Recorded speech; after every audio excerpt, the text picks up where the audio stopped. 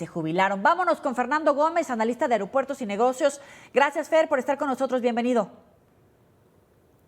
Hola, Yoli. Muchas gracias por la invitación. Estoy a tus órdenes, como siempre, con gran gusto. Igualmente. Oye, la evaluación de este decreto por la saturación del aeropuerto, por un lado, es una aversión. Hay tantos vuelos de carga en el Aeropuerto Internacional de la Ciudad de México que es necesario mudarlo al AIFA, cuando en realidad es el menor número de operaciones. ¿O es por un capricho presidencial? En todo caso, ¿es viable? Sí, es una situación en la cual se pretende quitarle la saturación al aeropuerto Benito Juárez. Sin embargo, hay que ver qué otras opciones podrían tener las mismas aerolíneas de carga, dado que quizás no les convenga a operar desde el aeropuerto Felipe Ángeles. Hay otras opciones como Puebla, que alguna vez fue terminal de carga en principios de los 90 y funcionó bien, y además cuenta con conexiones terrestres adecuadas.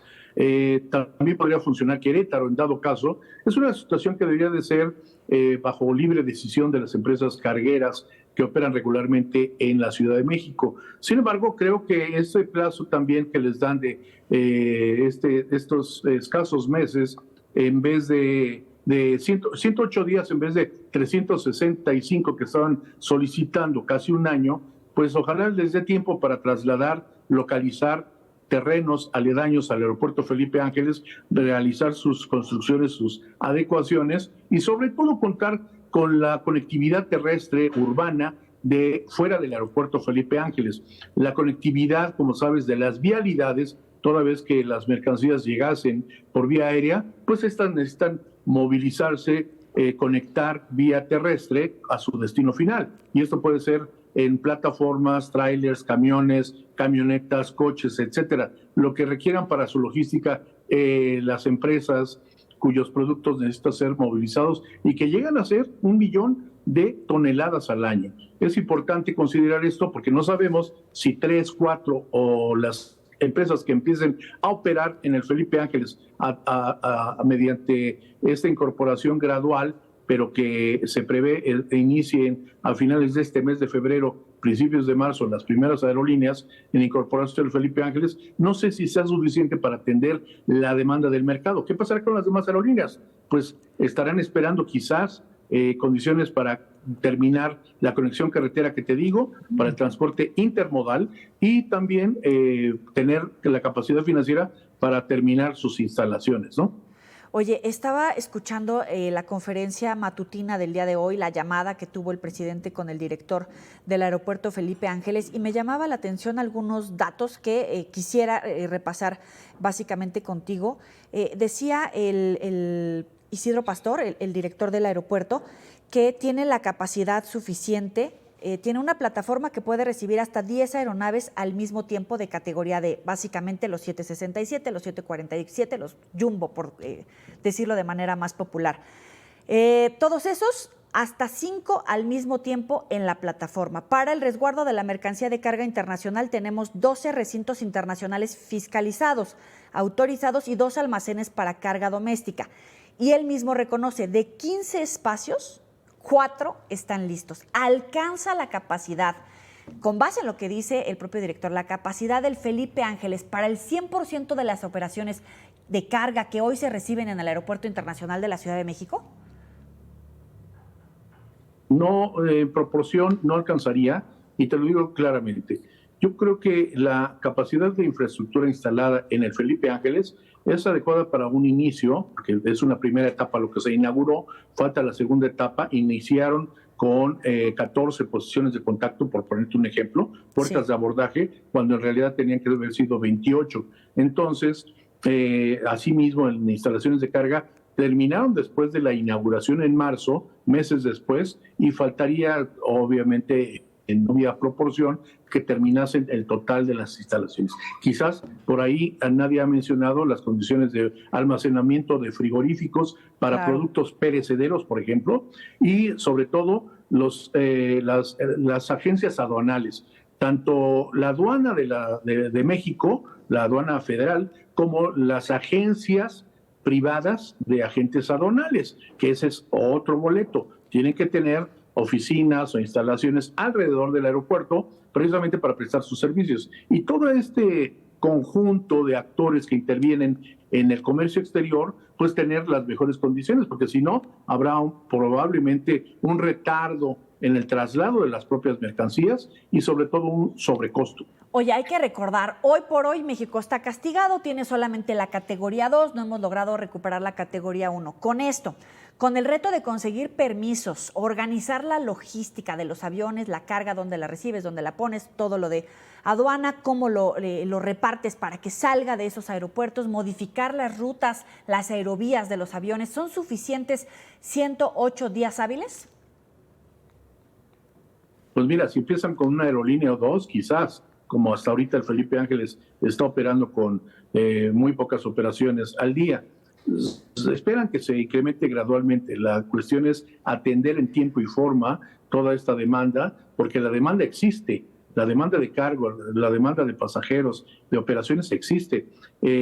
¿Cómo atenderla y no afectar su movilización? Ese es el dilema, tanto de operaciones como de pasajeros, y en este caso de carga, pues es un volumen importante, sobre todo por la importancia que reviste el comercio internacional y el incremento del mismo una vez que empezó la recuperación de la pandemia, y sobre todo el comercio que se ha incrementado, el comercio internacional, las ventas por Internet, y que muchos de estos productos tuvieron que ser y han tenido que ser movilizados vía aérea, principalmente gadgets, insumos para la industria automotriz, ropa principalmente, pero proveniente del extranjero. Entonces yo creo que hay que tomar en cuenta todo esto porque genera una derrama económica cercana al 3.5% del PIB nacional, algo así como 50,000 millones de dólares al año, y pues hay que poner especial atención porque no nada más se trata de las aerolíneas de carga, todavía falta que ante la disposición o el decreto presidencial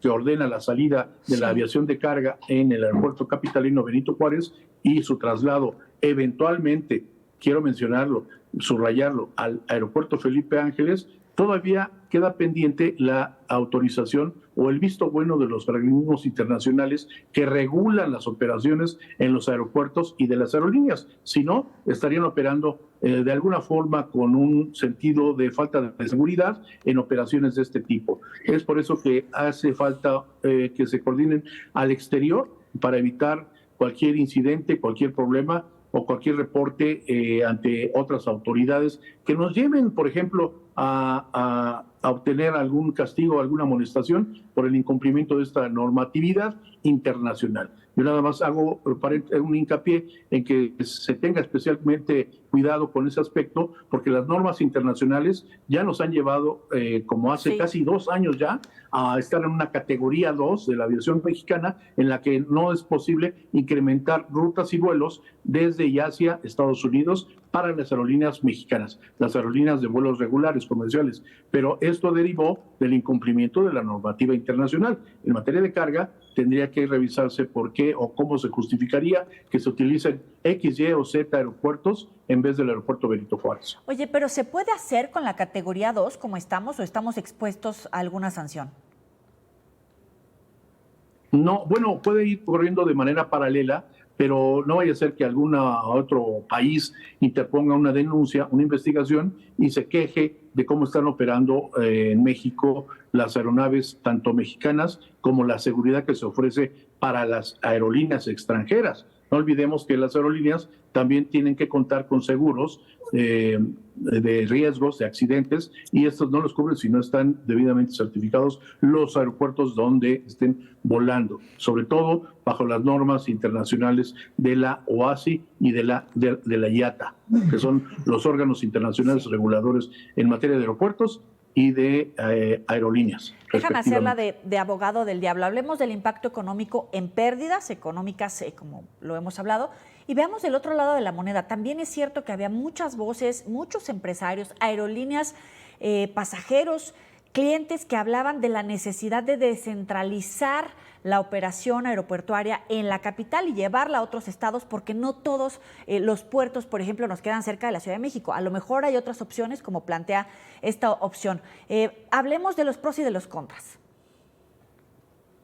Sí, coincido en cierta forma con esto, Joe, precisamente porque la desconcentración de las operaciones del aeropuerto capitalino es necesario desde hace décadas. Con esto se da un paso importante, pero hay que hacerlo con total certidumbre y Totalmente. otorgando también la misma certidumbre a los actores principales. ¿Quiénes son? Las aerolíneas, los pasajeros, la industria, los empresarios del comercio exterior, porque si no se crea una especie de especulación en torno a toda esta operatividad y sobre todo en la búsqueda de soluciones que luego son más que un dolor de cabeza, más costosos que haberlos previsto. Por eso es que por un lado tienes el beneficio de la disminución del aeropuerto, de un aeropuerto saturado desde hace décadas, repito, y por el otro estás generando condiciones en las cuales las aerolíneas de carga ahora tienen que hacer nuevas inversiones para buscar las agencias aduanales privadas,